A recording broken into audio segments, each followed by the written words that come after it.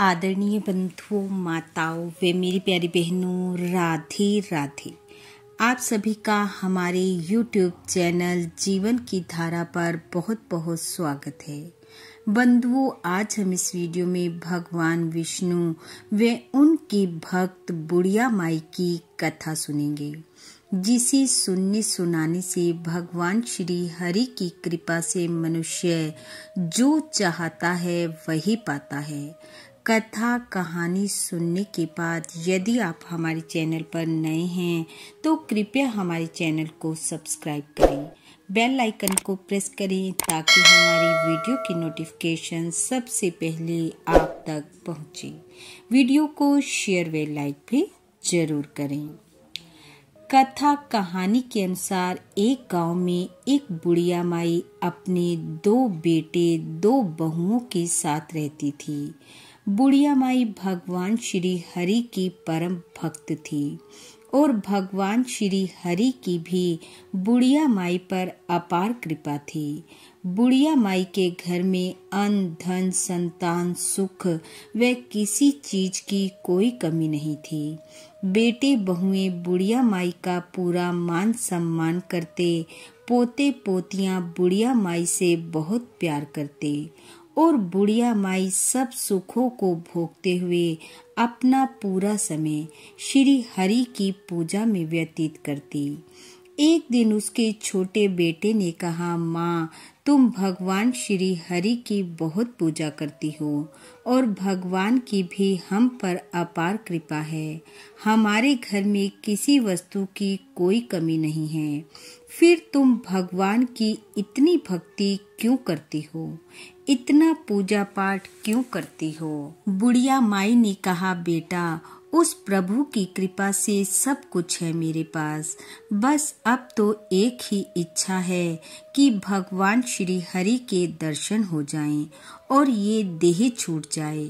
माँ की बातें सुनकर उसका बेटा हंसने लगा और कहा, माँ, भगवान ऐसे थोड़े ही मिलते हैं। उनको पाने के लिए तो घर बार छोड़कर जंगलों में जाना पड़ता है, साधु संतों का संग करना पड़ता है, वन वन घूमना पड़ता है, तब कहीं जाकर भगवान के दर्शन होते हैं। ऐसे नहीं होते। बेटे की कही बातों का बुढ़िया माई के मन पर ऐसा प्रभाव पड़ा कि बुढ़िया माई ने अगले दिन ही घर बार छोड़ दिया।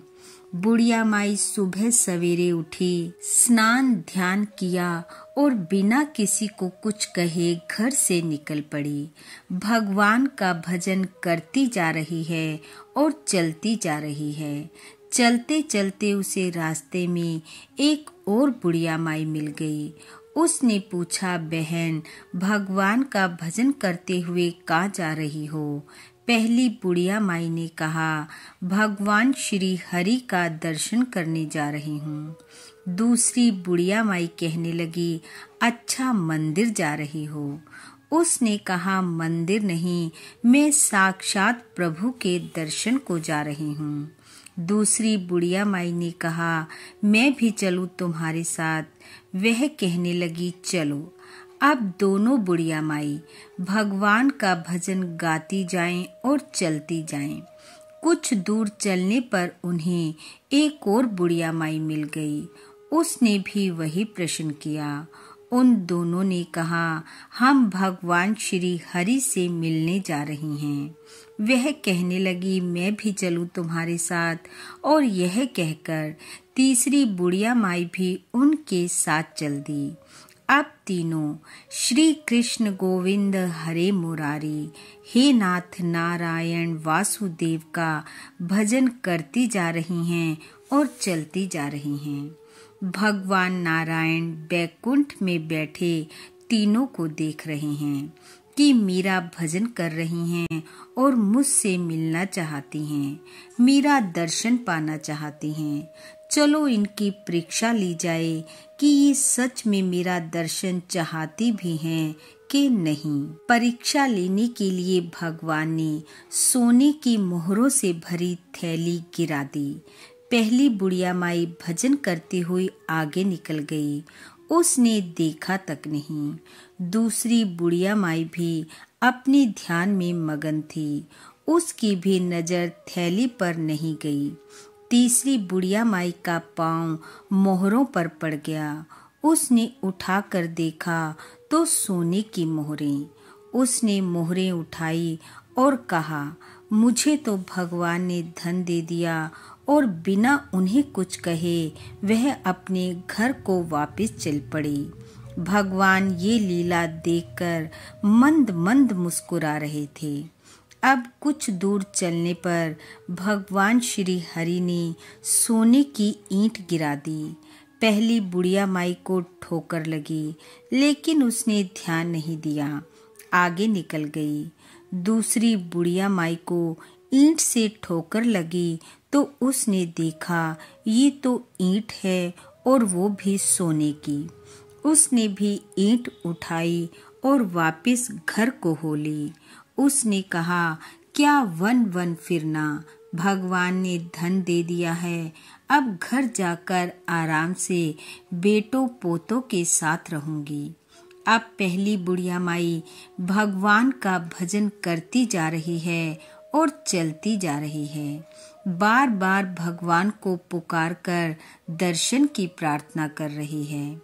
अब की बार भगवान श्री नारायण ने हीरे मोती के ढेर पर बुढ़िया माई को गिरा दिया। बुढ़िया माई ने देखा हीरे मोती पड़े हैं, लेकिन उसके मन में कण भर भी लालच न आया। उसने कहा, प्रभु बहुत सस्ते में पीछा छुड़ाना चाहते हो। ऐसा कहकर जय श्री नारायण जय श्री हरि कहते हुए वह चल पड़ी। भगवान ने बहुत आंधी वर्षा तूफान बरसाया, परंतु बुढ़िया माई अपने प्रण से टस से मस न हुई। बेसुध हो गई, लेकिन चलती रही।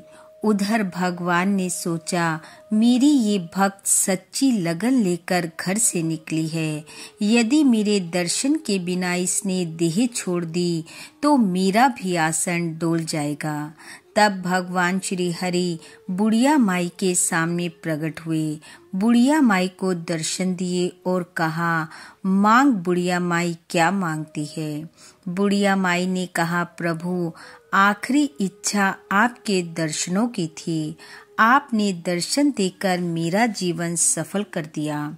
ऐसा कहते हुए बुढ़िया माई भगवान के चरणों में गिर गई और भगवान के चरणों की रज मिलते ही बुढ़िया माई की देह से प्राण छूट गई।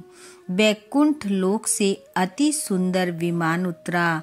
भगवान श्री हरि ने स्वयं अपने साथ बुढ़िया माई को बिठाया और बैकुंठ लोक को ले गई।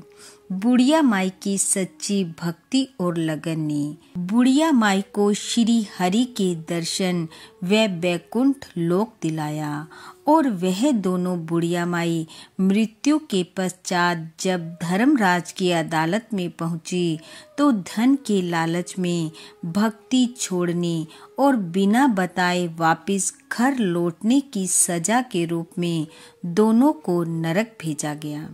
हे भगवान श्री हरि, जैसी कृपा आपने पहली बुढ़िया माई पर की वैसी सब पर करना। इस कथा कहानी को सुनने वाले सुनाने वाले सब पर अपनी कृपा बरसाना। जिसके मन की जो इच्छा हो उसे पूर्ण करना। इन्हीं शुभकामनाओं के साथ आप सबका बहुत बहुत धन्यवाद। राधे राधे।